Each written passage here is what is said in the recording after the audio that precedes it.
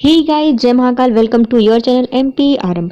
हम अपने इस सीरीज में अलग अलग कोचिंग संस्थानों के नोट्स को कंप्लीट करते हैं। तो आज हम पढ़ने वाले हैं प्रबंधन के वस्तुनिष्ठ प्रश्न।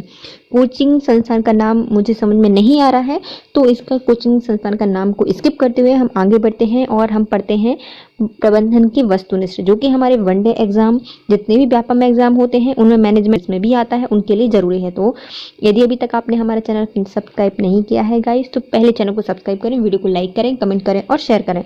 तो पहला क्वेश्चन है हमारा, भारत में लेखा मानक वन किस विषय की व्याख्या करता है? तो जो लेखा मानक है उसमें जो वन है वो हमारी किसका व्याख्या करता है? तो वो करता है लेखांकन नीतियों का प्रकटीकरण करता है। एक है उसमें सबको प्रकट कर देगा, तो लेखांकन नीतियों का प्रकटीकरण कौन करता है? लेखा मानक एक करता है। आवेदन प्रपत्र पर विवरणों के लिए क्या शब्द दिया जाता है? तो आवेदन पत्र होते हैं, इसमें विवरण के लिए एक शब्द दिया जाता है जिसमें हमारे उम्मीदवार की नाम होता है, जन्म तिथि होती है, लिंग होता है, वैवाहिक स्थिति होती है और उसका पता होता है। तो ये होती है उसकी व्यक्तिगत जानकारी। लेखाकरण का प्राथमिक कार्य क्या होता है? तो हमारे लेखाकरण हम क्यों करते हैं? क्योंकि हमारे वित्तीय लेन देन जो है वो इसमें लिखना होता है। तो लेखाकरण का प्रारंभिक कार्य क्या है? वित्तियों का लेखांकन करना या फिर लेन देन का लिखना। आकस्मिक देयताएं क्या होती हैं? तो आकस्मिक देयताएं हैं वो हमारी कहाँ रखी जाती हैं? तो वो लिखी जाती हैं तुलन पत्र के लेखा पर नोट्स बनाकर। जो आकस्मिक देयताएं हैं वो हम कहाँ दिखाते हैं? क्योंकि आकस्मिक है, पहले से तो पता नहीं थी कहाँ पर ये मतलब जरूरत होगी या नहीं होगी या फिर बनानी पड़ेगी। तो तुलन पत्र जब बनाते हैं उसमें एक नोट लगाकर हम क्या लिख देते हैं? आकस्मिक देयताओं को लिख देते हैं। वित्तीय प्रबंधन का निर्णय कार्य निर्णयों में खंडित करता है। तो ऐसा वित्तीय प्रबंधन का कौन सा निर्णय कार्य है जो कि निर्णयों में खंडित करता है? तो निर्णय के लिए वित्तियों के प्रकार करने के लिए 3 प्रकार से विभाजित किया जाता है। पहले हम उसका क्या करेंगे? निवेश करेंगे, वित्तीयन करेंगे और परिसंपत्ति प्रबंधन करेंगे। क्या क्या करते हैं? वित्त का पहले हम उसका निवेश करते हैं, फिर वित्तीयन करते हैं, फिर परिसंपत्ति प्रबंधन करते हैं। प्रशिक्षक कि इस क्षेत्र में कौन सा एक कर्मचारियों को उसकी और उसकी समस्याओं को सफलतापूर्वक निपटाने में सहायता करता है? मतलब प्रशिक्षक है, टीचर है या फिर जो हमारा ट्रेनर है वो कर्मचारियों को ऐसी ट्रेनिंग देता है कि वो अपनी समस्या को सफलतापूर्वक निपटा सके। तो उसे क्या कहा जाता है? समस्या समाधान प्रशिक्षण कहा जाता है। संयुक्त प्रभावन क्षमता डैश के योगदान में परिवर्तन के प्रभाव का मापन करती है। तो हमारे कौन सा संयुक्त प्रभावन देखती है? सबका एक साथ प्रबंधन देखती है, तो ये करती है EPS। EPS के द्वारा संयुक्त प्रभावन क्षमता योगदान में परिवर्तन का प्रभाव देखती है। इस नियम के अंतर्गत ट्रायल बैलेंस का मिलान हमेशा किसके साथ होना चाहिए? जो हमारी ट्रायल बैलेंस होती है या जो शेष परीक्षण होता है वो हमेशा किसके साथ होना चाहिए? तो हमेशा प्रत्येक डेबिट के तदनुरूप जो क्रेडिट होना चाहिए, हमेशा क्रेडिट को डेबिट के साथ बराबर होना चाहिए या फिर मिलान होना चाहिए। एक बैंक समाधान विवरण डैश की सहायता से तैयार किए जाते हैं। जो बैंक का समाधान विवरण होता है वो कैसे तैयार किए जाते हैं? तो जो हमारा रोकड़ बही होता है उसके बैंक कॉलम और बैंक विवरण के तहत इसको तैयार किया जाता है। तो रोकड़ बही के बैंक कॉलम और बैंक विवरण के सहायता से तैयार किया जाता है। लोग अपने कार्य में बेहतर प्रदर्शन करते हैं जब उन्हें सहायता प्रक्रिया दी जाती है और वे डैश के अंतर्गत आते हैं। तो कोई भी कर्मचारी है वो अच्छा प्रदर्शन करे जब हम उसकी तारीफ करेंगे। तो ये कौन सी प्रक्रिया कहलाती है? तो ये कहलाती है संबंधन की प्रक्रिया या फिर संबंधन की आवश्यकता, संबंध की आवश्यकता होती है ये, है ना। नौकरियों के वर्गीकरण जैसे कि CEO, राष्ट्रपति, उपराष्ट्रपति, कार्यकारी निर्देशक के रूप में निम्नलिखित में से किसके साथ जुड़े होते हैं? तो नौकरी के जितने ये वाला वर्ग जो है CEO, राष्ट्रपति, उपराष्ट्रपति और जो कार्यकारी निर्देशक मतलब CEO वगैरह हैं, ये किसके साथ जुड़े होते हैं? तो ये हमेशा होते हैं शीर्ष प्रबंधक। धन वक्तव्य के उपयोग और स्रोत को डैश के हिस्से के रूप में परिलक्षित किया जाता है। जो धन वक्तव्य है के उपयोग और स्रोत किसके अंतर्गत रखे जाते हैं? तो ये निधि प्रवाह है। क्या है? निधि का प्रवाह है। धन को जाना, उपयोग करना, स्रोत क्या है उसके? तो क्या है? निधि का प्रवाह है। प्रतिफल की आवश्यकता दर, प्रतिफल की आवश्यकता दर जो कि ऋण निवेश को शेयर धारकों के हितों का संरक्षण करने के लिए बनाई जाती है, उसे क्या कहा जाता है? तो ऐसी प्रतिफल की आवश्यकता दर जो ऋण निवेशकों को शेयर धारकों के हितों का संरक्षण करने के लिए बनाई जाती है उसे कहा जाता है ऋण की लागत। क्या कहा जाता है उसे? ऋण की लागत कहा जाता है। शेयर धारकों के हितों की संरक्षण के लिए इसको बनाई जाती है। डैश प्रबंधकों की परिष्कृत प्रणाली विकसित करने के लिए मदद करता है जिससे सूचना एक बेहतर नियंत्रण मिल सके, जो सूचना है उस पर बेहतर नियंत्रण मिल सके, तो क्या है, ये हमारी प्रबंधन की एक परिष्कृत प्रणाली है। यह कौन सी है, तो ये है कंप्यूटर आधारित सूचना प्रबंधन या सूचना प्रणाली। क्या है, कंप्यूटर आधारित सूचना प्रणाली है, जिससे कि हमारे प्रबंधन को अच्छे से परिष्कृत प्रणाली है, जो कि बेहतर नियंत्रण प्रोवाइड कराती है। पूंजीगत व्यय डैश में परिलक्षित होता है। जितना भी हमने पूंजी का व्यय है वो हम किस में लिखते हैं, तो पूंजीगत व्यय हमेशा बैलेंस शीट में या तुलन पत्र में परिलक्षित होता है। नियंत्रण विस्तृति को निर्धारित करने का सूत्र किसने प्रस्तुत किया था, जो हमारा नियंत्रण विस्तृति है उसको निर्धारित करने का जो सूत्र है वो दिया था हमारे ग्लूनास ने। नियंत्रण विस्तृति को निर्धारित करने का जो सूत्र है या सिद्धांत है वो किसने दिया था, ग्लूनास के द्वारा दिया गया था। मुद्रास्फीति की वजह से, इनमें से मतलब कौन सा कथन सही नहीं है बताना है ना। तो मुद्रास्फीति की वजह से समय के साथ मुद्रा का मूल्य कम हो जाता है, तो ये सही है। जो हमारी मुद्रा होती है, मुद्रास्फीति के टाइम उसका मूल्य क्या होता है, कम हो जाता है। मुद्रा मूल्य में कमी के कारण व्यक्ति भविष्य की तुलना में वर्तमान में पैसा मतलब सामान खरीदना पसंद करता है, तो ये भी सही है। और तीसरा क्या है, मुद्रा का कालांतराल या कालांतराल मान नहीं होता, तो ये गलत है भैया, उसका कालांतराल मान होता है। पैसे का मूल्य अलग अलग समय पर अलग अलग बिंदुओं पर अलग अलग होता है, तो ये भी सही है कि हमारे पैसे के मूल्य होते हैं वो अलग अलग जगह पर अलग अलग समय पर अलग अलग ही होता है। निम्नलिखित में कौन सा निधि का स्रोत है, तो हमारी निधि का स्रोत क्या है, हमने इमारतें बेची थी, निधि मिल गई। शेयर बाजार जारी कर दिए तो मतलब शेयर जारी कर दिए तो निधि मिल गई। और जो हमारे शाब्दिक ऋण होते हैं वो भी हमारे क्या होते हैं, निधि के स्रोत होते हैं। उपयोग सभी। एक अनूठा प्रतीक जो कि बॉन्ड का नाम का हिस्सा होता है, तो वो क्या किस रूप से आ जाता है, तो हमारे एक ऐसा प्रतीक जो कि हमारे किसी ब्रांड का हिस्सा होता है वो होता है उसका लोगो। क्या होता है, लोगो। डैश संख्यात्मक पदों में की गई भविष्य अवधि के लिए अपेक्षित परिणामों को संदर्भित करते हैं, तो हम संख्यात्मक पद होते हैं जिसमें हम भविष्य की अवधि में अपेक्षित परिणामों को संदर्भित करते हैं कि भविष्य में हम इतना इतना खर्च करेंगे इतनी अवधि में, तो ये होता है हमारा बजट। जब कोई क्रेता लाभांश रहित दिनांक पर किसी विक्रेता से शेयर खरीदता है, मतलब ऐसे कोई लाभ नहीं मिल रहा है और हमारा कौन क्रेता है वो खरीद रहा है विक्रेता से शेयर, तो हमें लाभ किसको प्राप्त होगा, तो भैया विक्रेता ने तो कभी खरीदे होंगे उसको सस्ते में, अब कब बेच रहा है वो उसके उसमें बेच रहा है, तो ये विक्रेता को ही हमेशा लाभ मिलता है।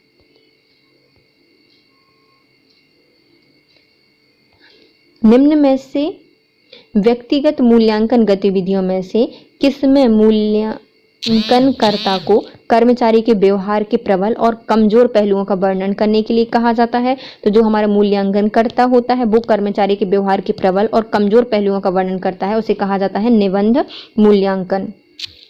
डैश प्रबंधन शैली उत्पादन की प्रति निम्न सरोकार और लोगों के प्रति निम्न सरोकार के द्वारा अभिलक्षित की जाती है, मतलब ऐसा कौन सा प्रबंधन शैली है जो कि उत्पादन के प्रति निम्न सरोकार होती है और लोगों के प्रति निम्न सरोकार होती है, तो ये होती है भैया आवंधता या आहस्तक्षेपी, मतलब किसी से ज्यादा सरोकार नहीं है तो आहस्तक्षेपी है। डैश व्यक्ति फैसले और निर्णय लेने में वस्तुनिष्ठ होते हैं, विश्लेषणात्मक होते हैं और आवैयक्तिक होते हैं। उन्हें क्या कहा जाता था, ऐसे व्यक्ति जो कि अपने हमेशा फैसले लेते समय वस्तुनिष्ठ हैं, विश्लेषणात्मक हैं और आवैयक्तिक हैं, उन्हें कहा जाता है चिंतनशील व्यक्ति। निम्नलिखित में से कौन सा धन का स्रोत होता है, धन हमें कहाँ से मिल सकता है, हमें इमारत बेचने से मिलता है, शेयर जारी करने से मिलता है और शाब्दिक ऋण प्राप्त करने से भी हमें ऋण मिलता है। उपयुक्त तो सभी से हमें ऋण प्राप्त हो सकता है, मतलब धन प्राप्त हो सकता है। शॉप फ्लोर कार्यकर्ता निम्नलिखित में से किसके साथ जुड़े होते हैं, जो शॉप फ्लोर कार्यकर्ता होते हैं वो हमेशा निम्न स्तर के होते हैं और जो कस्टमर वगैरह होते हैं उनसे जुड़े होते हैं। निम्नलिखित में से कौन कार्यशील पूंजी का स्रोत नहीं है, तो ऐसी कौन सी पूंजी है जो कार्यशील नहीं है, तो वाणिज्य पत्र हमारी कार्यशील पूंजी है, बैंक के ओवरड्राफ्ट हमारी कार्यशील पूंजी है और बिलों की बुनाई भी हमारी कार्यशील पूंजी है, लेकिन असुरक्षित आवधिक ऋण हमारी मतलब कार्यशील पूंजी नहीं है। कार्यशील पूंजी मतलब अभी तुरंत पैसे है ना, मतलब जो चल सकती है। असुरक्षित आवधिक ऋण का क्या पता कब मिलेंगे, तो वो नहीं होते। कच्चे माल की खरीदी के लिए भुगतान और बिक्री से नकदी की वसूली के बीच का जो समय अंतराल होता है उसे किस नाम से जाना जाता है, तो कच्चे माल की खरीदी के भुगतान के समय और बिक्री में नकदी के वसूली के समय जब बीच का अंतराल होता है उसे कहा जाता है नगद चक्र। एक संगठन में निम्न में से कौन सा कार्य कर्मचारियों के कौशल और क्षमताओं को बढ़ाता है? तो किसी भी संस्थान में या किसी भी ऑर्गेनाइजेशन में किसी भी कार्य कर्मचारी के कौशल और क्षमताओं को बढ़ाता है उसका प्रशिक्षण, उसकी ट्रेनिंग। HRP मानव संसाधन योजना प्रक्रिया में प्रत्येक वर्ष निम्नलिखित में से कौन से चरण आवश्यक होते हैं जो उसमें परिवर्तन को शामिल करके उसे अधिक उपयोगी बनाया जा सकता है? तो मानव संसाधन योजना में प्रत्येक वर्ष ऐसा कौन सा चरण होता है जो कि उसको परिवर्तनशील बना, मतलब परिवर्तन को शामिल करके हम उसकी उपयोगिता बढ़ा सकते हैं? तो ये है उसकी प्रतिक्रिया की समीक्षा करके, उसकी जो प्रतिक्रिया है उसकी समीक्षा करके हम उसकी प्रतिक्रिया या फिर उसमें परिवर्तन को बढ़ा सकते हैं। डैश लोगों को आंकने की एक प्रवृत्ति होती है जो कि उस समूह के आवागम पर आधारित होती है जिससे वह संबंधित है। ऐसा कौन सी ऐसी कौन सी प्रवृत्ति होती है जो कि बताती है कि लोग कैसे हैं? बिना देखे बिना समझे उनको बता दिया, मतलब 2-3 चीजों को जानकर, तो इसे कहा जाता है रूढ़िबद्धता या फिर स्टीरियोटाइप कहा जाता है। कौन से सिद्धांत में माना जाता है कि नेता के कुछ सहज अंतर्जात व्यक्तित्व लक्षण होते हैं? तो ये किसमें कहा गया है कि जो नेता होते हैं उनके कुछ सहज लक्षण होते हैं, उन्हें कहा जाता है नेतृत्व का विशेषांग सिद्धांत। नेतृत्व का विशेषांग सिद्धांत। सरकार की नीतियां और कार्य किससे संदर्भित होती हैं? तो हमारी जो सरकार की जितनी भी नीतियां होती हैं वो वित्तीय पर्यावरण पर ही आधारित होती हैं। निम्नलिखित में से कौन सा प्रयोग अधीनस्थों की गतिविधियों को मापने सही करने के लिए किया जाता है जिससे यह सुनिश्चित किया जा सके कि कार्यक्रम योजना के अनुरूप हो रहा है या नहीं? तो ऐसा कौन सा कार्य है जो कि अधीनस्थों की गतिविधियों को मापने के लिए किया जाता है, उन्हें सही करने के लिए किया जाता है और यह सुनिश्चित करने के लिए किया जाता है कि जो योजना के अनुरूप कार्य कर रहे हैं नहीं? तो इसे कहा जाता है नियंत्रण या फिर कंट्रोलिंग। डैश अधीनस्थ कर्मचारियों की संख्या को संदर्भित करती है जिसका प्रबंधन प्रभावी ढंग से वरिष्ठ कर सके। इसे क्या कहा जाता है? मतलब अधीनस्थ कर्मचारियों की संख्या को संदर्भित करती है जिससे प्रबंधन प्रभावी ढंग से वरिष्ठ कर सके। इसे कहा जाता है नियंत्रण विस्तृति। क्या कहा जाता है? नियंत्रण की विस्तृति। एक मशीनरी की खरीदी क्या कहलाती है? तो एक मशीन की खरीदी कहलाती है पूंजी का व्यय। परिचालन प्रभावन डैश में परिवर्तन के कारण को मापता है। तो जो परिचालन प्रभावन है वो किस परिवर्तन के कारण को मापता है? तो ये मापता है मतलब EBIT पर क्षमताओं का संचालन करता है। तो ये होता है विक्रय परिमाण पर। क्या है? विक्रय परिमाण पर परिवर्तनों का मापता है। परिचालन प्रभावन विक्रय परिमाप के परिवर्तन के कारण को मापता है और EBIT पर क्षमताओं का संचालन करता है।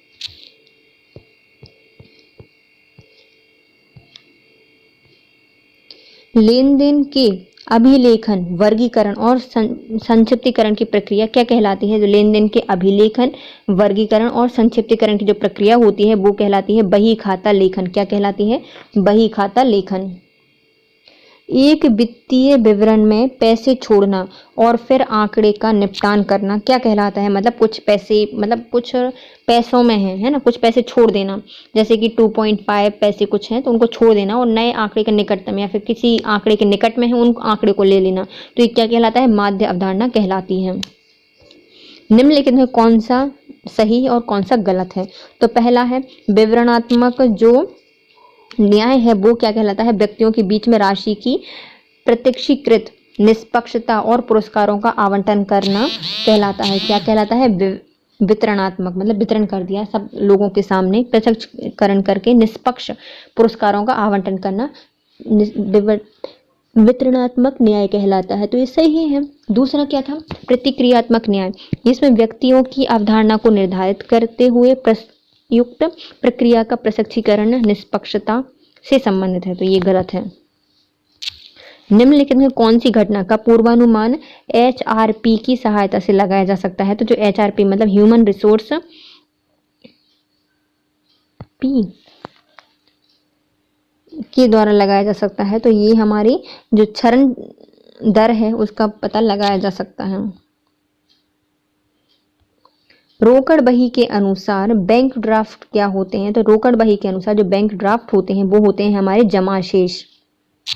नीचे दिए गए लोगों में से कौन से लोग व्यक्तिनिष्ठ व्यक्तिनिष्ठा विचारों की भीतरी दुनिया में और भावनाओं एवं विचारों पर केंद्रित रहते हैं, तो ये होते हैं अंतर्मुखी लोग। अपनी क्या होते हैं, व्यक्तिनिष्ठता होती है, विचारों की भीतरी दुनिया में खोए रहते हैं, भावना और विचारों पर केंद्रित रहते हैं, ये हैं अंतर्मुखी लोग। निम्नलिखित में तो कौन सा कौशल दुकान के भूमितल स्तर पर एक कार्यकर्ता के लिए अधिक महत्वपूर्ण होगा, तो ये होता है हमारा तकनीकी कौशल। सामान्य स्टॉक के एक शेयर का बाजार मूल्य डैश द्वारा निर्धारित किया जाता है। सामान्य स्टॉक है, स्टॉक का शेयर बाजार का मूल्य हम कैसे बता सकते हैं, तो कितने का स्टॉक है ये मतलब जो, या फिर शेयर बाजार का मूल्य है वो कैसे निर्धारित होता है, वो खरीदने और बेचने वाले व्यक्तियों के द्वारा निर्धारित किया जाता है।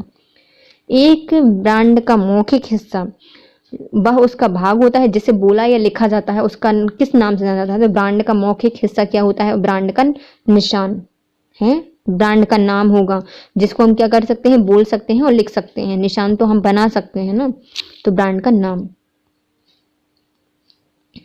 डैश महत्वपूर्ण अनावृत्ति लक्ष्यों को पूरा करने के लिए गतिविधियों के एक जटिल सेट का समायोजन करता है, तो ऐसा कौन सा है जो कि अनावृत्ति मतलब जो लक्ष्य पहले से निर्धारित किए गए हैं उनको पूरा करने के लिए एक जटिल सेट होता है, तो वो होता है हमारा कार्यक्रम या फिर ऑर्गेनाइजेशन। लाभ विविध देनदार, लाभ विविध लेनदार और विविध देनदार और उसके समान रूप डैश के माध्यम से मापित किए जाते हैं, तो जो हमारा लाभ है, लेनदार हैं, देनदार हैं और समान रूप से किसके माध्यम से मापित किए जाते हैं, तो ये वित्तीय नियंत्रण प्रणाली के द्वारा मापित किए जाते हैं। वित्तीय नियंत्रण प्रणाली के द्वारा हम देख सकते हैं कि लाभ इतना हुआ है, इतना देना है, इतना लेना है, तो वित्तीय नियंत्रण प्रणाली के द्वारा इनको मापा जाता है। वातावरण के रूपांकन और रखरखाव की प्रतिक्रिया जिसमें समूहों के कार्य कर रहे व्यक्ति कुशलता पूर्वक संसाधनों का प्रयोग कर रहे हैं, उन्हें क्या कहा जाता है, तो वातावरण की रूपांकन एवं रखरखाव की प्रक्रिया जिसमें समूह में कार्य कर रहे व्यक्ति कुशलता पूर्वक संसाधनों का प्रयोग कर रहे हैं या नहीं, यह देखा जाता है प्रबंधन के अंतर्गत या मैनेजमेंट के अंतर्गत। लेखांकन में डैश की वजह से मालिक द्वारा निवेश की गई पूंजी को बैलेंस शीट में देनदारी के रूप में रखा जाता है, तो जो हमारे मालिक हैं उनने कुछ पूंजी लगाई है, निवेश की है, तो उसको हम बैलेंस शीट में कैसे रखते हैं, तो पृथक सत्व अवधारणा के रूप में बैलेंस शीट में लिखा जाता है। वित्तीय लेखांकन किससे सरोकार होता है, जो वित्तीय लेखांकन होता है उसमें वित्तीय विवरण की तैयारी एवं बही खाता लिखा जाता है। इसमें क्या लिखा जाता है, इसमें वित्तीय लेखांकन कैसे किया जाता है, वित्तीय लेखांकन का लेखांकन किया जाता है, उसका वर्गीकरण किया जाता है और उसका सारांश लिखा जाता है। बी इसका सही आंसर होगा। डैश उस समय अवधि को संदर्भित करता है जिसमें स्थायी परिसंपत्तियों के निवेश को पुनः प्राप्त किया जाता है, तो ऐसी कौन सी अवधि होती है जिसमें स्थायी परिसंपत्तियों के जो निवेश को पुनः प्राप्त कर सकते हैं, तो ये होता है भुगतान वापसी या पे बैक की अवधि। क्या होती है ये, पे बैक की अवधि। निम्नलिखित में से कौन से संसाधनों को बनाए रखने के लिए संसाधन अपनी HR नीतियों को बदल रहे हैं, तो कौन से संसाधन को बनाए रखने के लिए HR नीतियां बदल रहे हैं, तो ये हैं कर्मचारियों को बनाए रखने के लिए HR अपनी नीति बदल रहे हैं। निम्नलिखित में से कौन सबसे अच्छे प्रबंधकीय तकनीकी कौशल के साथ जुड़े रहेंगे, तो ऐसे कौन से व्यक्ति हैं जो कि तकनीकी या प्रबंधन के तकनीकी कौशल के साथ जुड़े रहेंगे, वो लोग जो विशिष्ट गतिविधियों को करने में क्षमता रखते हैं या सक्षम होते हैं, अलग अलग काम करने के लिए सक्षम होते हैं वो। निम्नलिखित में से संगठनात्मक लक्ष्यों को प्राप्त करने के लिए निष्पादन के मापन और संशोधन को क्या कहा जाता है, तो किसी भी संगठन के लक्ष्यों को प्राप्त करने के लिए निष्पादन के मापन और संशोधन को शामिल करना कहलाता है नियंत्रण करना। अब आते हैं मिलान करना है। कार्मिक प्रबंधन मतलब काम करना है, तो इसमें हम क्या देखते हैं, प्रत्यक्ष जनशक्ति प्रबंधन देखते हैं। काम करने में क्या देखा जाता है, प्रत्यक्ष जनशक्ति प्रबंधन देखा जाता है। कर्मचारी कल्याण में क्या देखा जाता है कि कर्मचारी कैसे कार्य परिस्थितियां हैं और कार्य स्थल की सुविधाएं क्या क्या हैं कर्मचारी के कल्याण के लिए। अब आता है औद्योगिक संबंध, मतलब इसमें औद्योगिक लोकतंत्र को बढ़ावा दिया जाता है। औद्योगिक लोकतंत्र कल्याण में क्या करते हैं, औद्योगिक लोकतंत्र को बढ़ावा दिया जाता है। लक्ष्यों को प्राप्त करने के लिए, निष्पादन करने के लिए, सुधारात्मक कार्य करने के लिए क्रियान्वयन के मूल्यांकन को क्या कहा जाता है, तो इसे कहा जाता है नियंत्रण करना। जब आप अंतिम लेख को तैयार कर रहे हैं तब आप पुनः प्राप्त बैड डेट्स या फिर जो अशुद्ध ऋण होते हैं लेखों को कहाँ स्थानांतरित करेंगे। तो यदि हम अंतिम लेख लिख रहे हैं उन्हें लेकिन फिर से बैड डेट्स मिल गई तो हम उनको कहाँ पर लिखेंगे, तो उनको लिखेंगे लाभ हानि लेखा में। कहाँ लिखेंगे? लाभ हानि लेखा में। वे प्रबंधक जो युक्तिपूर्ण नियोजन अभ्यास में शामिल होते हैं, ऐसे प्रबंधक जो कि युक्तिपूर्ण नियोजन में शामिल होते हैं, इस वातावरण में कार्य करते हैं, वो क्या कहलाते हैं? वो कहलाते हैं, वो किसका शिकार होते हैं? अनिश्चितता का शिकार होते हैं। जो कि नियोजन अभ्यास से शामिल होते हैं, वातावरण में काम कर रहे होते हैं, वो अनिश्चितता का शिकार होते हैं। निष्पादन पर निगरानी रखना, मापन करना और निर्धारित लक्ष्यों के साथ उनकी तुलना करना, सुधारात्मक कार्यवाही करने की प्रक्रिया को किस नाम से जाना जाता है? तो निष्पादन पर निगरानी रखना, मापन करना, निर्धारित लक्ष्यों के साथ उनकी तुलना करना, सुधारात्मक कार्यवाही करने की प्रक्रिया को जाना जाता है नियंत्रण करने के नाम से। वित्तीय लेखांकन मानक बोर्ड के अनुसार निम्नलिखित में कौन सा वित्तीय गतिविधियों में एक नकदी प्रवाह है? तो नकदी का प्रवाह कौन सा होगा? वित्तीय लेखांकन मानक बोर्ड के अकॉर्डिंग तो लाभांश के रूप में जो शेयर धारक हैं उनको नकदी का प्रवाह करना, तो नकदी बही प्रवाह क्या कहलाता है? नकदी प्रवाह कहलाता है। लेखा प्रविष्टि का अभिलेखन सर्वस्वीकार्य लेखांकन सिद्धांत के अनुसार किया जाता है। यदि इसमें से किस सिद्धांत का उल्लंघन या नज़रअंदाज किया गया है तब यह उल्लंघन के कारण जो त्रुटि होती है उसे क्या कहा जाता है? मतलब लेखा प्रविष्टि करते समय लेखांकन सर्वकार लेखाकरण सिद्धांत के अनुसार किया जाता है, लेकिन यदि इस सिद्धांत का उल्लंघन किया गया है या नज़रअंदाज किया गया है तो कोई त्रुटि आएगी, उस त्रुटि को क्या कहा जाता है? लापरवाही की त्रुटि कहा जाता है।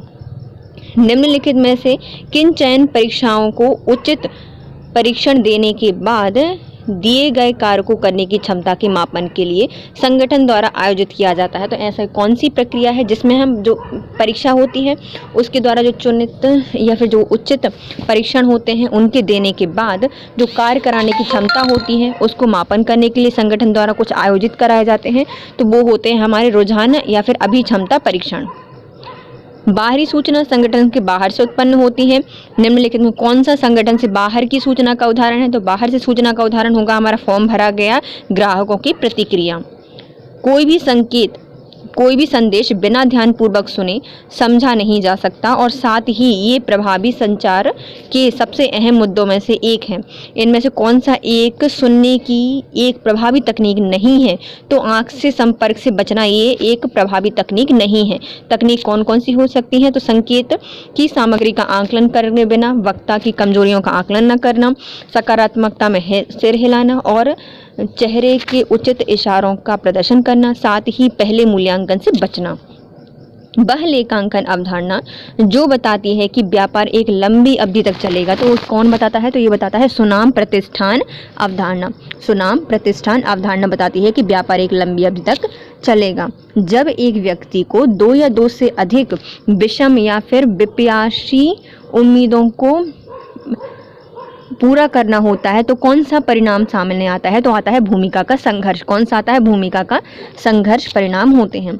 जो एक कंपनी सर्वश्रेष्ठ करती है उसे किस रूप में जाना जाता है? तो वह कंपनी जो सर्वश्रेष्ठ करती है तो उसे मूल साक्षमता के नाम से जाना जाता है। मूल साक्षमता के नाम से जाना जाता है कि वो इतनी सक्षम है तभी तो कर रही है।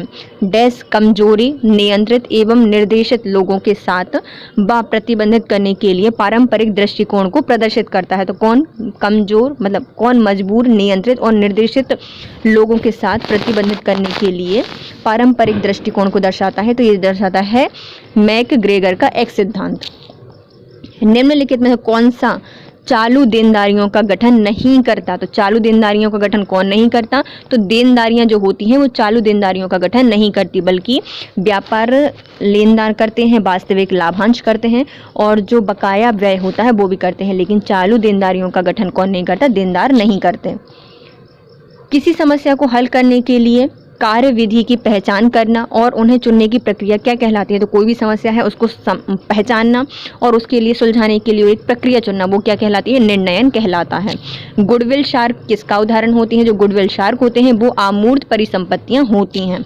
एक स्थायी परिसंपत्ति कौन सी नहीं है? तो छोटे औजार हमारी एक स्थायी परिसंपत्तियां नहीं होती। कौन कौन सी होती हैं? तो शाख, वाहन और पट्टाधारिता, ये हमारी स्थायी परिसंपत्तियां होती हैं। एक कंपनी दिवालिया हो चुकी है क्योंकि उसकी देनदारियां परिसंपत्तियों से अधिक हैं, तो एक शेयर धारक को क्या भुगतान करने के लिए कहा जाएगा? तो हमने तो शेयर खरीदे, हमें कुछ भुगतान नहीं करना पड़ेगा, तो उनसे कुछ नहीं कहा जाएगा। वह परिसंपत्ति जो अल्प समय अवधि के अंदर नगद में परिवर्तित हो जाती है उसे क्या कहा जाता है? तो इसे हॉट मनी कहा जाता है या फिर तरल परिसंपत्ति कहा जाता है। मानव संसाधन प्रबंधन के निम्नलिखित में से कौन सा प्रकार भविष्य मानव संसाधन आवश्यकताओं को पहचानना, कार्मिक जरूरतों के पूर्वानुमान को सम्मिलित करता है? तो ऐसा मानव संसाधन प्रबंधन का ऐसा कौन सा कार्य है या प्रकार है भविष्य में मानव संसाधन आवश्यकताओं को पहचानता है और कार्मिक जरूरतों का पूर्वानुमान लगाता है? तो ये होता है हमारा नियोजन। पहले से प्लानिंग कर लेते हैं हम। परीक्षण संतुलन या फिर जो हमारा ट्रायल बैलेंस होता है में यदि मजदूरी को वेतन के साथ जोड़ा जाता है, किसको? मजदूरी को वेतन के साथ जोड़ा जाए और वेतन और मजदूरी के रूप में दिखाया जाता है, तो उसे क्या कहा जाता है?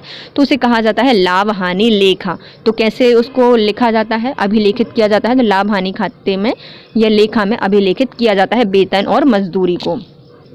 निम्नलिखित में से अनुकरण अभ्यासों के किस प्रकार में प्रशिक्षणों को विभिन्न दलों में विभाजित किया जाता है और एक नकली बाजार में प्रतिस्पर्धाई फर्मों की भूमिका निभाने को कहा जाता है? मतलब एक ऐसा अनुकरण अभ्यास है, मतलब हम प्रैक्टिस कर रहे हैं ना, जैसे प्रशिक्षणों को जो ट्रेनिंग ले रहे हैं उनको अलग अलग दलों में विभाजित किया जाता है और नकली बाजार की प्रतिस्पर्धा फर्मों की भूमिका निभाने को कहा जाता है। इसे कहा जाता है व्यापार खेल।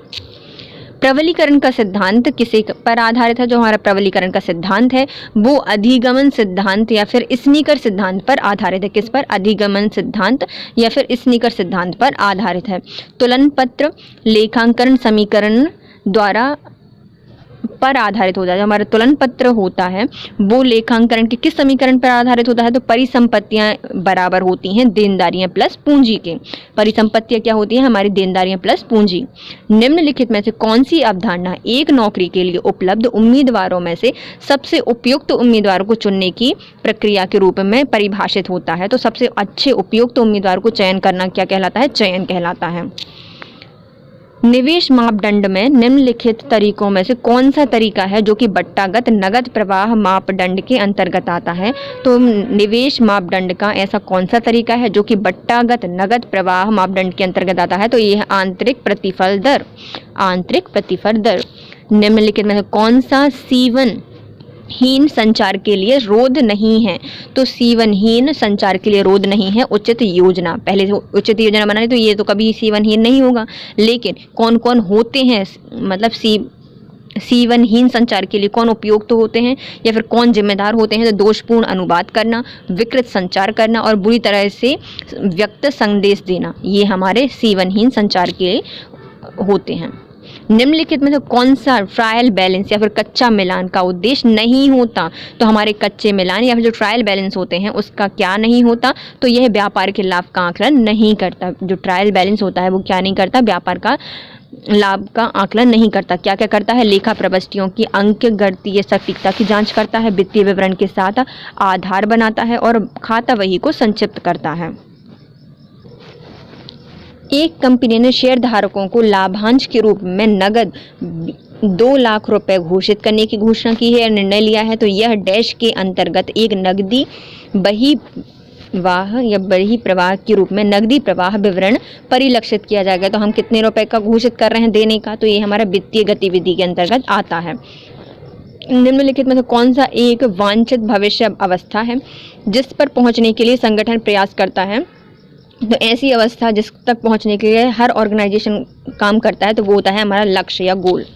निम्नलिखित में से किस कर्मचारी शेयर योजना में कंपनी कर्मचारी को एक भविष्य की तिथि पर शेयर लेने का विकल्प देती है? मतलब जितने भी कर्मचारी आएंगे हम उनसे बोलेंगे भविष्य की तिथि में शेयर लें, तो इसको क्या कहा जाता है? इसे कहा जाता है कर्मचारी स्टॉक विकल्प अधियोजना।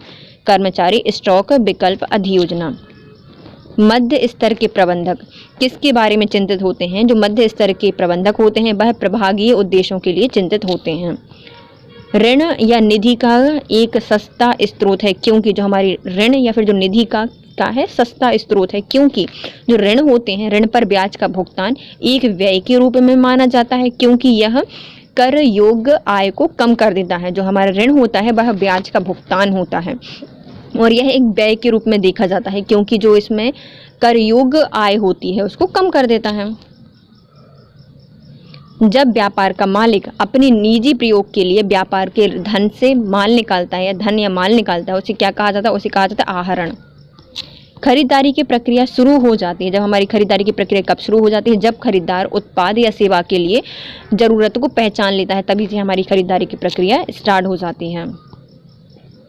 निम्नलिखित में से कौन सी नेताओं की विशेषता है जो कि उसे सत्यशील और गैर धोखेबाज बनाकर उसमें और उनके अनुयायियों के बीच में संबंध के विश्वास का निर्धारण करती है? तो ये है उसकी ईमानदारी और सत्यनिष्ठा। एक सीपीयू के प्रमुख घटक कौन कौन से होते हैं? जो हमारा सीपीयू होता है, सेंट्रल प्रोसेसिंग यूनिट, उसमें होती है एक नियंत्रण इकाई मतलब एक कंट्रोल यूनिट होती है, एक रजिस्टर सेट होता है और अर्थमेटिकल लॉजिकल यूनिट होती है। एक ग्राहक से अशुद्ध ऋण या फिर बैड डेट्स वसूला गया है तो वह क्या होगा? तो हमारे ग्राहक से अशुद्ध ऋण या फिर बैड डेट्स वसूला गया है तो वो प्रॉफिट एंड लॉस लेखा में क्रेडिट किया जाएगा। कौन सा कथन सत्य नहीं है, मतलब हमें असत्य बताना है? तो जो हमारा बॉन्ड होता है वह एक अंकित मूल होता है, तो ये सही है। जो अंकित मूल क्या होता है? बॉन्ड होता है। बॉन्ड एक प्रीमियम है यदि इसका मूल अंकित मूल से कम होता है। नहीं भैया, जितना हमारा मूल है उतना ही उसका मूल्य होता है, जो कि पहला सही है ना। बॉन्ड एक छूट होती है जिसका मूल्य अंकित मूल से कम होता है, तो ये गलत है, मतलब सही है ना। क्या है? अंकित मूल से कम होता है। बॉन्ड एक छूट होती है या प्रीमियम होती है जिसकी निर्धारित कीमत और अंकित मूल के बीच का अंतर होता है, तो ये भी सही है। डैश समय अवधि के अंदर होने वाले लेन देन के लिए वित्तीय खाते तैयार किए जाते हैं, तो वित्तीय खाते 12 महीनों के लिए तैयार किए जाते हैं। कौन सा दृष्टिकोण है जो कि अनुबंध करता है कि जिस रूप में और कब सामग्री की आवश्यकता हो बस जब वह वैसे ही आ जानी चाहिए? तो इसमें मतलब हमें जब जरूरत हो तभी हमारी वस्तु हमारे पास आ जाए, तो इसे कहा जाता है जस्ट इन टाइम या सही समय पर, या फिर JIT इसको कहा जाता है प्रणाली। संगठन में प्राधिकरण के 3 प्रमुख कार्य कौन कौन से होते हैं? तो कोई भी संगठन है पहले लाइन बनाता है, स्टाफ बनाता है और प्राधिकारात्मक कार्य करता है। तो संगठन के कौन कौन से कार्य होते हैं? लाइन, स्टाफ और प्रकार्यात्मक। व्यवसाय की कुल चालू परिसंपत्ति में निवेशित पूंजी डैश के रूप में जानी जाती है। तो व्यवसाय की जो कुल चालू परिसंपत्ति होती है तो वो निवेश की गई है पूंजी, तो कैसे जानी जाएगी? निवेश की है तो सकल कार्यशील पूंजी इसको कहा जाता है। किस दृष्टि का ये तर्क था कि व्यवसाय प्रतिष्ठान का बाजार मूल्य या फिर पूंजी संरचना को बिल्कुल भी प्रभावित नहीं करता? तो ये किस दृष्टिकोण में कहा गया था कि जो व्यवसाय है वह प्रतिष्ठान का बाजार मूल्य होता है और पूंजी संरचना को बिल्कुल ही प्रभावित नहीं करता? तो ये कहा था निविड़ प्रचालन आय दृष्टिकोण से, निविड़ प्रचलन आय दृष्टिकोण में कहा गया था। निम्नलिखित में कौन सा ESOP का विस्तृत रूप है? तो ESOP का विस्तृत रूप है एम्प्लॉय स्टॉक ऑप्शन प्लान, मतलब कि हमारा जो एम्प्लॉय है वो भविष्य में कभी शेयर खरीदेगा या स्टॉक खरीदेगा, तो एम्प्लॉय स्टॉक ऑप्शन प्लान इसको कहा जाता है। डैश एक संगठन के भीतर केंद्रीय बिंदु पर प्राधिकरण का संकेंद्रण होता है। जब भी किसी संगठन में एक केंद्रीय बिंदु पर प्राधिकरण का संकेंद्रण होता है उसे कहा जाता है केंद्रीकरण। निम्नलिखित में से कौन सा व्यापार की तरलता की एक सूचक होती है? तो हमारा व्यापार कितना तरल है उसका सूचक कौन होता है? तो वर्तमान अनुपात, जो उसका वर्तमान अनुपात है वो बताएगा कि व्यापार कितना तरल है। एक संगठन अपने कुछ विशेष लक्ष्यों को पूरा करने और उपलब्ध संसाधनों का उपयोग करते हुए उन लक्ष्यों को पूरा करने के लिए कुछ चुनिंदा फैसलों को अपनाता है, उसे क्या कहा जाता है? तो हमारे जो ऑर्गेनाइजेशन होता है अपने लक्ष्य या गोल को प्राप्त करने के लिए, कुछ लक्ष्यों को पूरा करने के लिए कुछ फैसले अपनाता है, उन्हें क्या कहा जाता है? उन्हें कहा जाता है कार्यनीति या फिर रणनीति। निम्नलिखित में कौन एक चालू परिसंपत्ति नहीं है? तो चालू परिसंपत्ति कौन सी नहीं है? तो इमारत एक चालू परिसंपत्ति नहीं है, लेकिन वित्तीय सूची है, नगद है और पूर्वदत्त व्यय है, ये सब हमारे चालू परिसंपत्ति हैं। लेकिन इमारत को जब बेचेंगे तब आएगी परिसंपत्ति, लेकिन अभी नहीं है। निम्नलिखित में से कौन से बाहर से कार्य के विकास विधि में कौन सा प्रकार व्यक्ति के विकास के संबंध में रहता है और लोगों के बीच की अंतः क्रिया को परिभाषित एवं विश्लेषण का एक दृष्टिकोण प्रदान करता है? तो ऐसा कौन सा कार्य है जो कि बाहर के विकास की विधियों के कौन सा प्रकार या व्यक्तित्व के विकास के संबंध में रखता है, जो कि लोगों के बीच की अंतरंग क्रिया को परिभाषित करता है और विश्लेषण का एक दृष्टिकोण देता है। तो ये होता है समव्यवहार विश्लेषण। बाहर का है, जैसे हम उनसे व्यवहार करेंगे तो सामने वाला ही वैसे ही करेगा, है ना। लोगों के बीच में अंतरंग क्रिया को परिभाषित करता है कि हम कैसे लोगों से कनेक्ट हो रहे हैं, तो समव्यवहार विश्लेषण कहलाता है। एक लेखा प्रबंधक के लिए कच्चा मिलान, लाभ हानि खाता और तुलन पत्र के मूल्य को समझना डैश कौशल के रूप में समझा जाएगा। तो कोई भी एक प्रबंधक है तो वो यदि वो कच्चा माल, लाभ हानि प्रॉफिट मतलब खाता और तुलन के जो मूल्य को समझना डैश कौशल के रूप में होगा, तो ये तकनीकी कौशल के अंतर्गत आता है। जब कर्मचारी सफलता प्राप्त करने के लिए उत्पादकता और गुणवत्ता सुधार पर अधिक केंद्रित हो जाता है, तब वह किस रूप में जाना जाता है। कभी कोई भी कर्मचारी है सफल होने के लिए उत्पादकता मतलब बहुत ज़्यादा अच्छा बनाएगा, है ज़्यादा प्रोडक्शन करेगा और गुणवत्ता उसमें मतलब क्वालिटी भी लाएगा तो अधिक करता है, तो इसको क्या कहा जाता है, इसे कहा जाता है कर्मचारी की सहभागिता, मतलब कर्मचारी अपने ऑर्गेनाइजेशन में सहभागी देर हो रहा है। निम्नलिखित में कौन कार्यशील पूंजी प्रबंधन का गठन नहीं करता। तो कौन सा है जो कार्यशील पूंजी का गठन नहीं करता, तो एकाश्म कभी कार्यशील पूंजी का प्रबंधन नहीं करती, बल्कि कौन करती है, हाथ में नकदी और बैंक में नकदी, बिक्री योग्य प्रतिभूतियां और देनदार, ये हमेशा कार्यशील पूंजी का प्रबंधन करती है, लेकिन एकाश्म नहीं करता। डैश सूचनाओं का एक आम स्रोत है जो कि प्रबंधकों द्वारा सांख्यिकीय और अन्य प्रतिवेदनों के साथ वास्तविक निष्पादन की पहचान करने के लिए कई बार प्रयुक्त किया जाता है। तो ऐसा कौन सा मापन होता है सूचना का, ऐसा कौन सा स्रोत है जो प्रबंधकों द्वारा सांख्यिकीय और अन्य प्रतिवेदनों के साथ वास्तविक निष्पादन की पहचान करने के लिए कई बार प्रयुक्त किया जाता है। मतलब जो निष्पादन करना है, पहचान करना है, उसके लिए कई बार प्रयुक्त किया जाता है। तो ये होता है हमारा मापन। एक अग्रग जो अनुग्राहियों को व्यक्तिगत दृष्टिकोण एवं ऊर्जा द्वारा प्रेषित करता है क्या कहलाता है। तो ऐसा अग्रग जो अनुग्रहियों को व्यक्तिगत दृष्टिकोण और ऊर्जा द्वारा प्रेषित करता है उसे कहा जाता है चमत्कारी। जो अपनी ऊर्जा दे दे, अलग से दृष्टिकोण दे देगा और ऊर्जा का प्रसार करेगा, वो क्या होता है, चमत्कारी होता है। अपने उत्पाद की ऑनलाइन विपणन करने वाली कंपनियों को क्या कहा जाता है। जो कंपनियां अपना सामान ऑनलाइन बेचती हैं उन्हें ई बिजनेस कंपनियां कहा जाता है। ऋण की कर पश्चात लागत को क्या या कैसे व्यक्त किया जाता है। तो ऋण की कर पश्चात ऋण की गई है तो उसके कर के पश्चात जो लागत होती है उसको KD = Y कोष्टक में 1 - T के द्वारा व्यक्त किया जाता है। KD = Y कोष्टक में 1 - T के द्वारा इसे व्यक्त किया जाता है। देनदार खाता वही में तब दिखाई देता है जब हमारा जो देनदार होता है वो खाता वही में कब दिखेगा, जब उधार बिक्री की जाए। जब उधार बिक्री किया जाए तब हमारे देनदार खाता वही में दिखेगा, खाते में आ गया मतलब बिक्री किया गया है। सहायक वही की गणना के दौरान जब एक गलती हो जाती है तो उसे क्या कहा जाता है। तो सहायक वही, हमने सहायता करने वही की गणना करते थे, हमें गलती हो गई तो उसे क्या कहा जाएगा, लागत निर्धारण की त्रुटि, कि हमने लागत का अच्छे से निर्धारण नहीं किया, तो लागत निर्धारण की त्रुटि से कहा जाता है। सहायक वही की गणना में यदि गलती हो जाती है, त्रुटि हो जाती है, तो उसे क्या कहा जाता है, लागत निर्धारण त्रुटि। फर्स्ट लाइन या फिर प्रथम श्रेणी के प्रबंधक कौन होते हैं। तो फर्स्ट लाइन प्रबंधक वो होते हैं जो गैर प्रबंधकीय कर्मचारी के दैनिक पर्यवेक्षक के लिए जिम्मेदार होते हैं। जो गैर प्रबंधकीय कर्मचारी हैं उनके दैनिक पर्यवेक्षण के लिए जिम्मेदार होने वाले जो प्रबंधक होते हैं उन्हें क्या कहा जाता है, फर्स्ट लाइन प्रबंधक कहा जाता है। डैश दूसरों के साथ और उनके माध्यम से चीज़ों को प्राप्त करने की कला क्या कहलाती है। दूसरों से काम कराने की कला क्या है, प्रबंधन, और चीज़ों को प्राप्त करने की कला भी क्या होती है, प्रबंधन कहलाती है। कुल बिक्री या फिर टर्नओवर को कार्यशील पूंजी चक्र किस प्रकार से प्रभावित करता है। जो कुल बिक्री होती है, अब हमारा पूरा टर्नओवर होता है, उसको कार्यशील पूंजी चक्र कैसे प्रभावित करता है। तो कार्यशील पूंजी चक्र प्रभावित करता है छोटी कार्यशील पूंजी चक्र और उच्चतर कार बिक्री, मतलब छोटी कार्यशील पूंजी लगाई है हमने और उच्चतर हमारा टर्नओवर आया है, तो ये उसको प्रभावित करता है।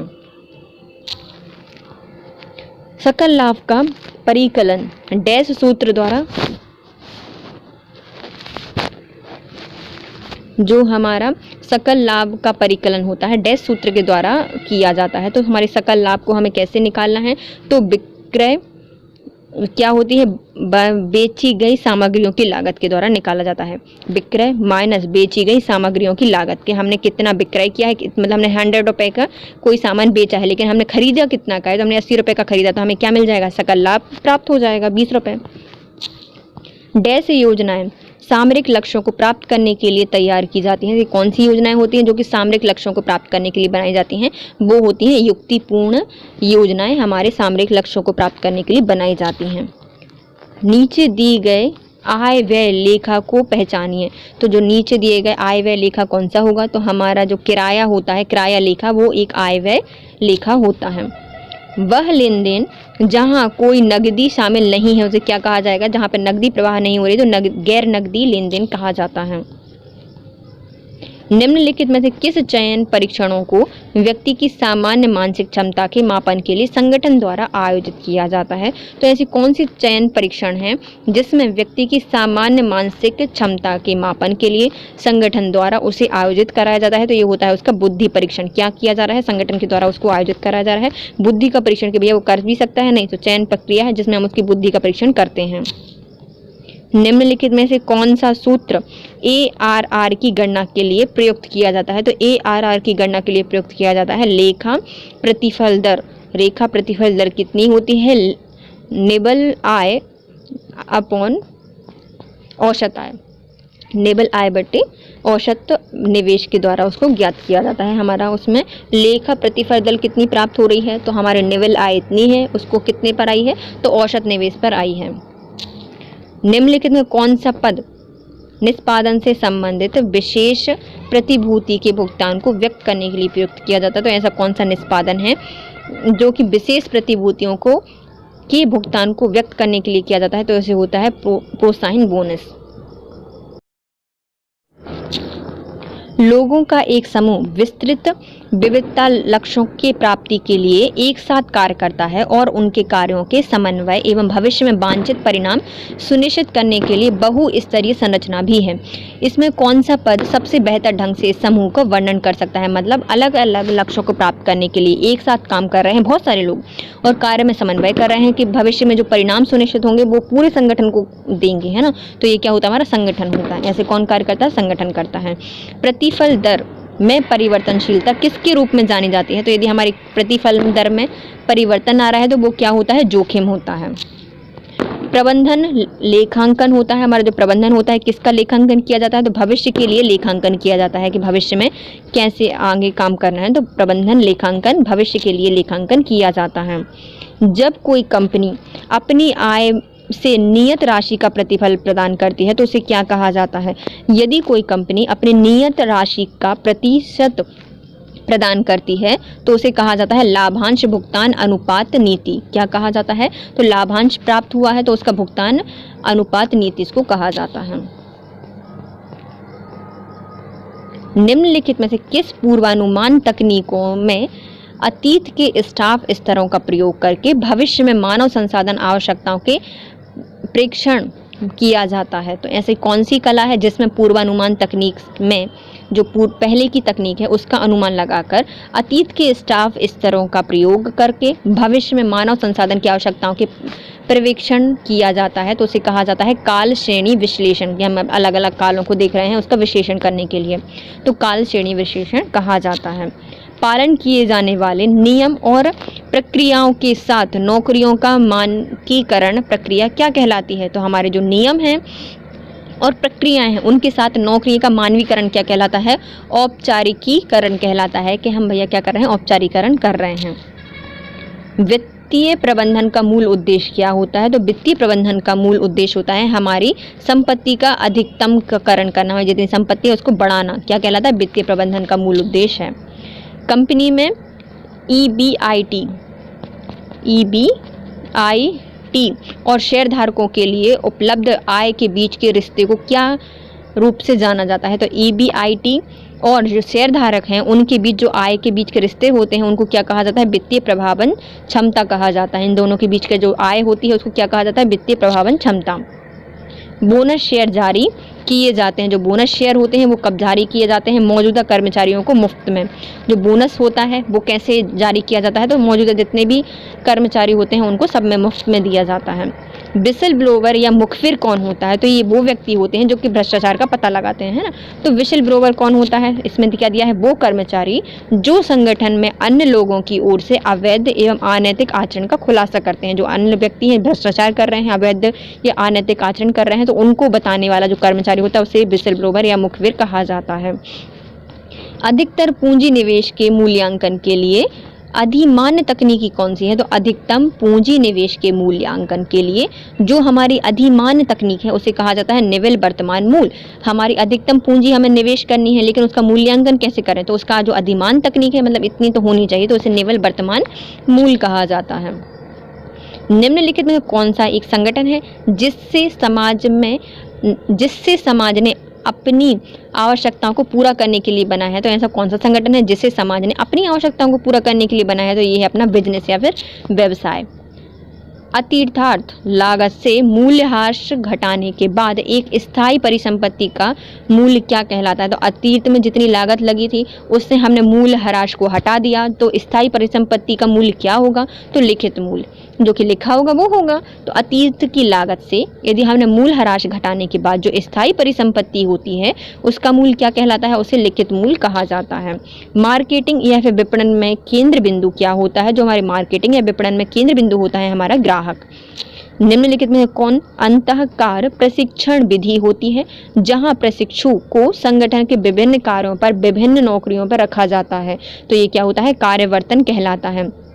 एक ऐसा प्रशिक्षण विधि मतलब ऐसी ट्रेनिंग प्रोसेस जिसमें जो प्रशिक्षु होते हैं उनको संगठन के विभिन्न कार्यों पर विभिन्न नौकरियों पर रखा जाता है, उसे क्या कहा जाता है, कार्यवर्तन कहा जाता है।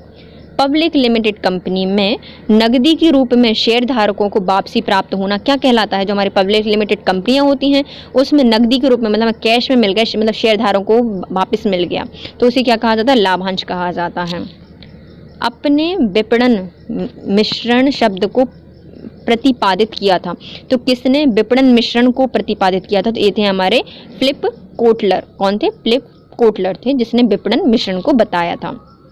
निम्नलिखित में से किस वृष्टि मूल्यांकन विधि में प्रभावी एवं अप्रभावी निष्पादन की घटनाओं का मूल्यांकन किया जाता है, तो ऐसी कौन सी वृष्टि मूल्यांकन विधि है जिसमें प्रभावी और अप्रभावी निष्पादन घटनाओं का मूल्यांकन किया जाता है, तो ये होती है निर्णायक प्रसंग प्रविधि। पहले निर्णायक प्रसंग विधि है, प्रविधि है जिसमें हम प्रभावी और अप्रभावी निष्पादन की घटनाओं का मूल्यांकन करते हैं। एकल प्रयोग योजना क्या है, तो एकल प्रयोग योजना ये विशिष्ट लक्ष्यों को प्राप्त करने के उद्देश्य से बनाई गई योजनाएं होती हैं। तो एकल प्रयोग योजना क्या है, जो कि एक कार्य के लिए बनाई जाती है ना, तो एक विशिष्ट लक्ष्य को प्राप्त करने के लिए एक ही पर प्रयोग हुआ और बनाई गई योजनाएं होती हैं। भावनात्मक घटक डैश से संबंधित होते हैं, जो हमारे भावनात्मक घटक होते हैं वो किससे संबंधित होते हैं, तो हमारी भावनाओं से और संवेग से संबंधित होते हैं। निम्नलिखित में कौन सी तकनीक एक व्यवसाय प्रक्रिया और निष्पादन की दूसरी प्रतिष्ठान के द्वारा दिए गए उद्योग के सर्वश्रेष्ठ प्रदर्शन के साथ तुलना की प्रक्रिया के रूप में परिभाषित की जाती है, उसे क्या कहा जाता है, बेंचमार्क कहा जाता है। ऐसी कौन सी तकनीक है जो कि एक व्यवसाय की प्रक्रिया और निष्पादन की दूसरे प्रतिष्ठान के द्वारा दिए गए उद्योग के सर्वश्रेष्ठ प्रदर्शन के साथ तुलना की जो प्रक्रिया होती है उससे परिभाषित की जाती है, तो ये होती है हमारी बेंचमार्किंग। एक व्यवसाय द्वारा उत्पाद या सेवा की गुणवत्ता में सुधार के लिए किसके द्वारा मिली प्रतिक्रिया सबसे महत्वपूर्ण होती है, तो किसी भी व्यवसाय में उत्पाद में या सेवा की गुणवत्ता में सुधार के लिए किसके द्वारा प्रतिक्रिया की आवश्यकता होती है, तो हमारे ग्राहक की प्रतिक्रिया ज़्यादा मायने रखती है। प्रलेख करें कि कौन सा विकल्प संगठन की मुख्य विशेषता है, तो हमारे संगठन की मुख्य विशेषता क्या होगी, सामाजिक आविष्कार करना, लक्ष्यों को पूरा करना और समूह प्रयास करना, ये सभी एक संगठन के लक्ष्य होते हैं।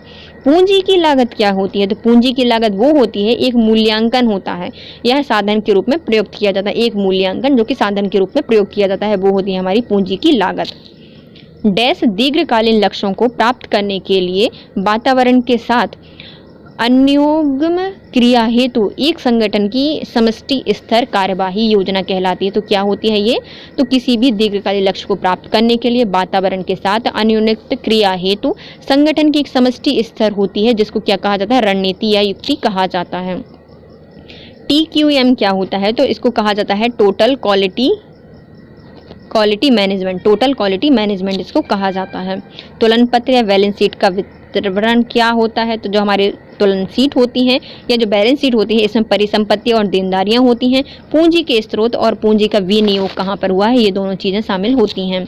निम्नलिखित में कौन सा विकल्प है जो कि श्रम विभाजन से संबंधित है और कर्मचारियों के कौशल एवं कार्य कुशलता को बढ़ाता है? तो श्रम विभाजन से संबंधित कर्मचारियों के कौशल और कार्य कुशलता को बढ़ाता है, ये होता है हमारा कार्य विशेषता। क्या होती है उसकी? कार्य विशेषता।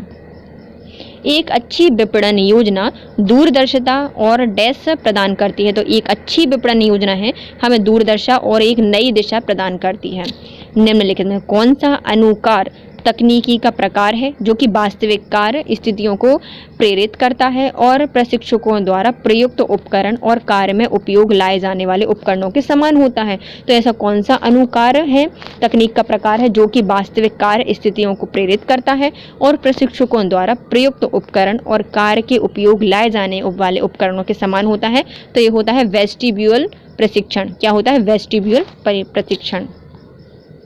अगर उत्पाद का लाभ मार्जिन कम होता है, मतलब जो हमें लाभ जितना हमने प्राप्त करना था उससे हमारा मार्जिन कम होता है, तब बिक्री राजस्व बढ़ जाता है। तब क्या होती है? जो बिक्री का राजस्व बढ़ जाता है, तो ऐसे उत्पाद की मांग को क्या कहा जाता है? मतलब हमारा लाभ तो कम हुआ है लेकिन हमारी जो बिक्री है वो ज़्यादा बढ़ गई है, तो इसे क्या कहा जाता है? मूल प्रत्यास्था कहा जाता है। मूल प्रत्यास्था कहा जाता है।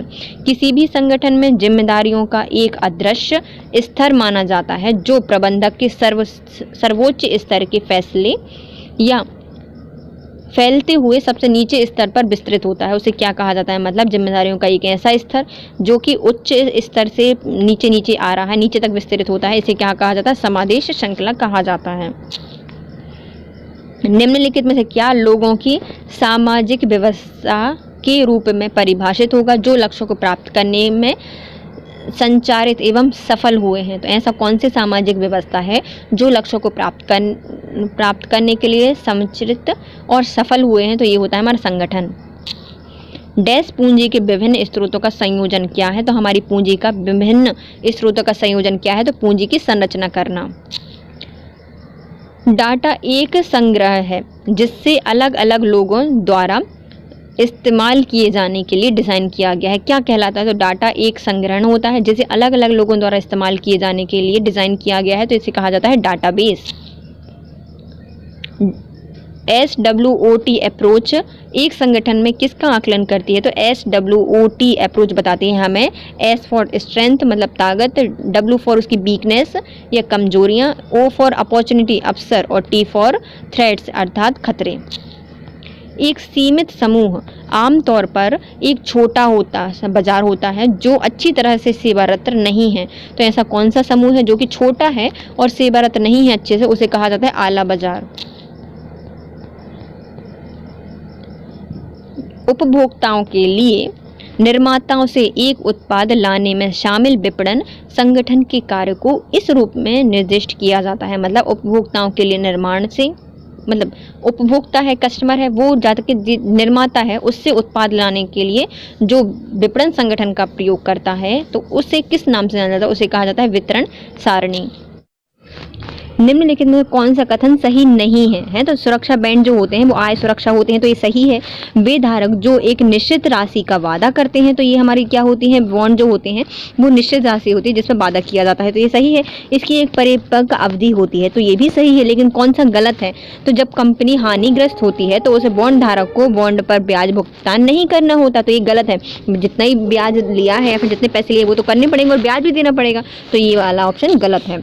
अब क्षमता मानक क्या होते हैं? तो क्षमता मानक होते हैं किसी प्रकार से लक्ष्य को प्राप्त करने के लिए उत्पादक संसाधनों का इस्तेमाल करना, क्या कहलाता है? क्षमता मानक कहलाते हैं। क्षमता मानक क्या होते हैं? किसी लक्ष्य को प्राप्त करने के लिए जो उत्पादक संसाधन होते हैं उनका इस्तेमाल करना क्या कहलाता है? क्षमता मानक कहलाता है।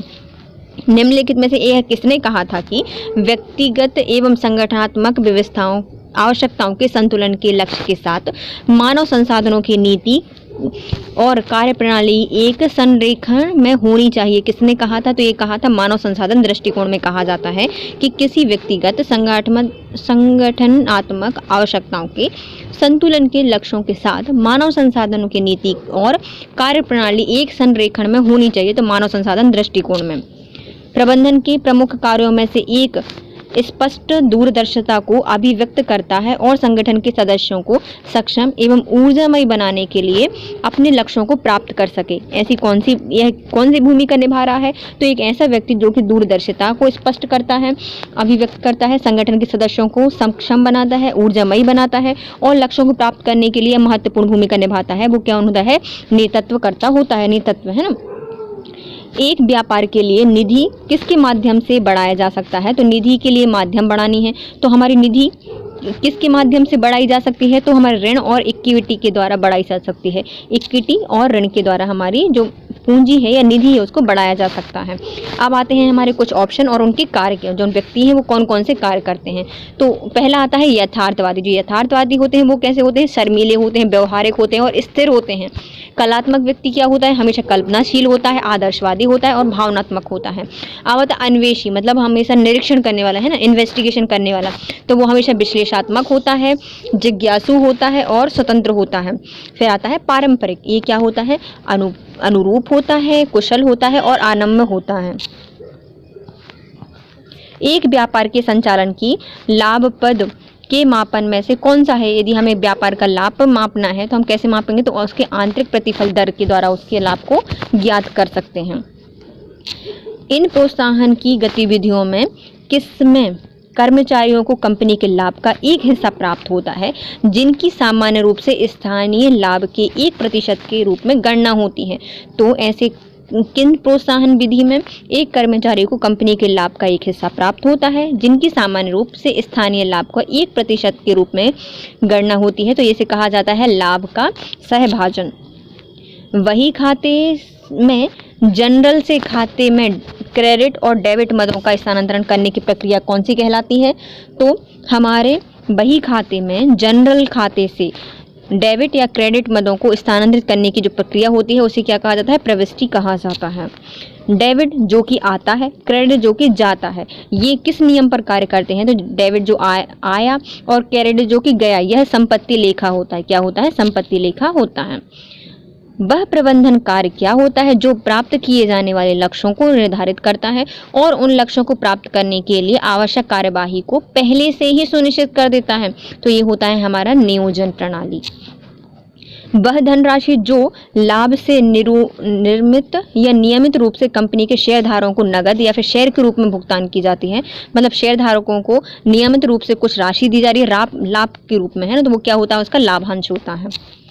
एक संगठन के लक्ष्यों को प्राप्त करने के लिए आवश्यक मानव, वित्तीय एवं भौतिक संसाधनों को प्राप्त करना और संगठित करना किस कार्य श्रेणी के अंतर्गत आता है? तो किसी भी संगठन में लक्ष्यों को प्राप्त करना, उनकी आवश्यक मानव, वित्तीय, भौतिक संसाधनों को प्राप्त करना और संगठित करना, ये आता है नियोजन के अंतर्गत। तेजी से बढ़ती उपभोक्ता वस्तुओं को पहचानिए। जो तेजी से बढ़ रही है, उपभोग हो जा रही है, तो एक केचप सॉस हमारे तेजी से हम ज़्यादा उपयोग करते हैं। वित्तीय प्रभावन क्षमता के लिए पूंजी किस स्रोत का प्रयोग करती है? तो वित्तीय को प्रभावशील बनाना है तो प्रभावन क्षमता के लिए पूंजी का कौन सा प्रयोग किया जाता है? तो हम ऋण पूंजी का इस्तेमाल करते हैं, यह स्रोत है। पूरे जीवन काल में निवेश प्रस्तावों में आशानुरूप कुल आय का विचार कीजिए। तो हमारे पूरे जीवन में जो निवेश प्रस्ताव होते हैं उसमें प्रतिफल की औसत दर पर आय प्राप्त होती है या फिर आय को विचार किया जा सकता है। आशानुरूप क्या होती है? हमारी आय, प्रतिफल का औसत दर। एक तेजी से बढ़ते बाजार में प्रश्न चिन्ह श्रेणी में व्यापार इकाई संक्षिप्ततः कौन सी बाजार का हिस्सा होती है? जो प्रश्नगत चिन्ह है तो वो अल्प बाजार का हिस्सा होती है। प्रतिपूर्ण का निम्नलिखित में कौन सा प्रकार है? एक पुरस्कार के रूप में जाना जाता है जो कि कर्मचारियों को व्यक्तिगत निष्पादन के आधार पर उनके नियमित वेतन के अतिरिक्त प्राप्त होता है। तो इसे क्या कहा जाता है? प्रोत्साहन राशि या फिर बोनस कहा जाता है। प्रोत्साहित के रूप में पुरस्कार कर रहे हैं अत्यधिक राशि से। कुछ विशिष्ट क्षेत्रों में कौन सी कुशलता है, ज्ञान है या दक्षता के अधिग्रहण से संबंधित है? तो ऐसा कौन सा विषय है, क्षेत्र है जो कि कुशलता से, ज्ञान से और दक्षता से अधिग्रहण है? तो यह है हमारा तकनीकी कौशल। निम्नलिखित में कौन सी भूमिका है जो कि प्रबंधक द्वारा निभाई गई निर्णायक भूमिकाओं की श्रेणियों में नहीं आती? तो ऐसी कौन सी श्रेणी है जिसमें प्रवक्ता की निर्णायक भूमिका के अंतर्गत नहीं आती? तो वो होती है प्रवक्ता। वो क्या करने वाला? अव्यवस्था का संचालन करता है, संसाधन का समन्वयक होता है और वार्ताकार होता है, लेकिन प्रवक्ता नहीं होता। विशिष्ट गतिविधियों को पूरा करने के लिए एक अधीनस्थ व्यक्ति को औपचारिक अधिकार और जिम्मेदारी देने का कार्य क्या कहलाता है? तो अपने गतिविधियों को पूरा करने के लिए अधीनस्थ व्यक्ति को औपचारिक अधिकार देना और जिम्मेदारी देना, ये उसका प्रत्यायोजन कहलाता है। विभिन्न कार्यात्मक विभागों से विश्लेषकों को एक संगठन द्वारा तैयार करना और उन्हें परियोजना प्रबंधक के नेतृत्व में एक या एक से अधिक परियोजनाओं को सौंपा जाना क्या कहलाता है? तो ये होता है मैट्रिक्स संगठन। क्या होता है? मैट्रिक्स संगठन होता है एक ऐसा संगठन तैयार करना जिसमें परियोजना प्रबंधकों के नेतृत्व में एक से अधिक परियोजनाओं को सौंपना, ये क्या होता है? मैट्रिक्स संगठन कहलाता है।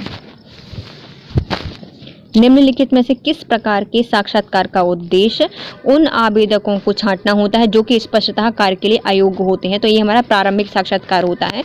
उन लोगों को पहले छांट दिया जाता है जो कि अयोग्य होते हैं।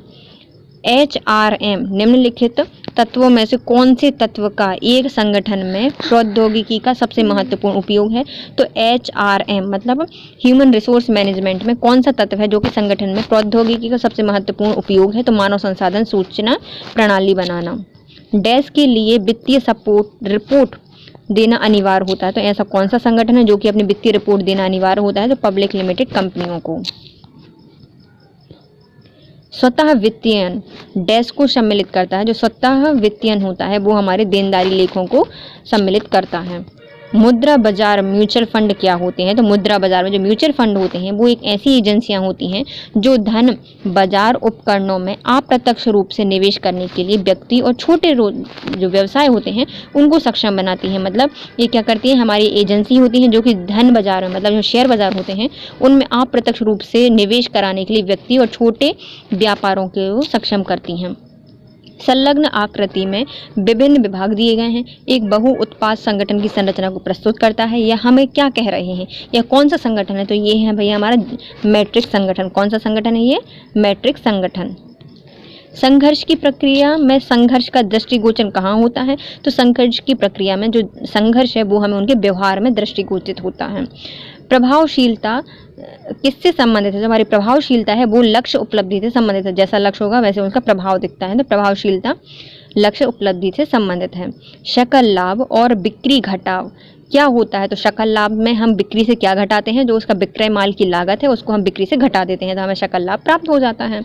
सभी लागत पर लेन देन का अभिलेखन करना और बाजार मूल्य पर नहीं करना, ये क्या कहलाता है? तो सभी लागत पर लेन देन का अभिलेखन करना लेकिन बाजार मूल्य पर नहीं किया है तो हमने क्या किया होगा? लागत अवधारणा पर उसका मूल्यांकन किया होगा। अब आता है हमारा विक्रय सामग्री की लागत क्या होती है? तो हमने कोई सामग्री हमें बेचनी है तो हम उसकी लागत क्या रखेंगे? तो पहला होता है प्रारंभिक स्टॉक प्लस खरीदी, उससे हम माइनस क्या करेंगे? अंतिम स्टॉक प्लस अप्रत्यक्ष लागत को करेंगे तो हमारी बिक्री की सामग्री निकल आएगी। तो प्रारंभिक स्टॉक प्लस खरीदी माइनस अंतिम स्टॉक प्लस प्रत्यक्ष लागत।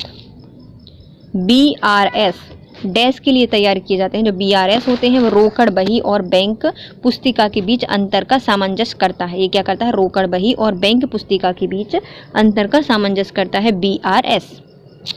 भौतिक पर्यावरण के लिए फायदेमंद एवं पारिस्थितिकी सुरक्षित उत्पादों और गतिविधियों को बढ़ाने के रूप में किया जाने वाला विपणन कौन सा होता है? तो भौतिक पर्यावरण के लिए फायदेमंद एवं पारिस्थितिकी सुरक्षा को बढ़ावा देने के लिए जो आवंटन किया जाता है, विपणन किया जाता है, वो होता है हरित विपणन।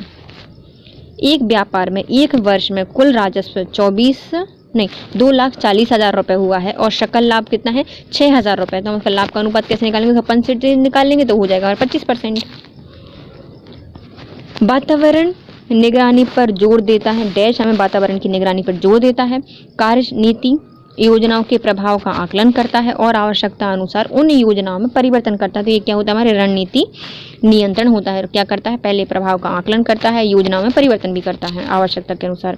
शीर्ष प्रबंधक स्तर पर एक डैश को विक्रय और मार्केटिंग सूची प्रणाली समर्थन करता है। तो हमारा जो शीर्ष प्रबंधक स्तर होता है इसमें क्या विक्रय और मार्केटिंग सूची प्रणाली समर्थन करता है, तो यह है बाजार अनुसंधान। चालू परिसंपत्ति किसका उदाहरण है? जो हमारी चालू परिसंपत्तियां होती हैं वो माल सूची या फिर जो तालिका होती है उससे संबंधित है।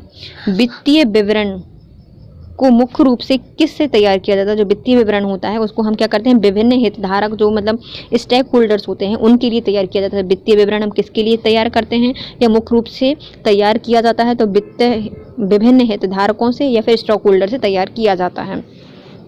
अग्रदाय प्रणाली या फिर फ्लोट का डैश मामले में अनुगमन किया जाता है। जो हमारा प्रदाय प्रणाली होती है, फ्लोट होती है, वो किसका अनुदान करती हैं या अनुगमन करती हैं? तो ये खुदरा रोकड़ बही का अनुगमन करती हैं। किसका करती है? खुदरा रोकड़ बही का अनुसरण करती हैं, अनुगमन करती हैं। इसके साथ हमारा वीडियो होता है complete guys. If you like my video please share, subscribe and comment. Thank you so much guys, have a nice day.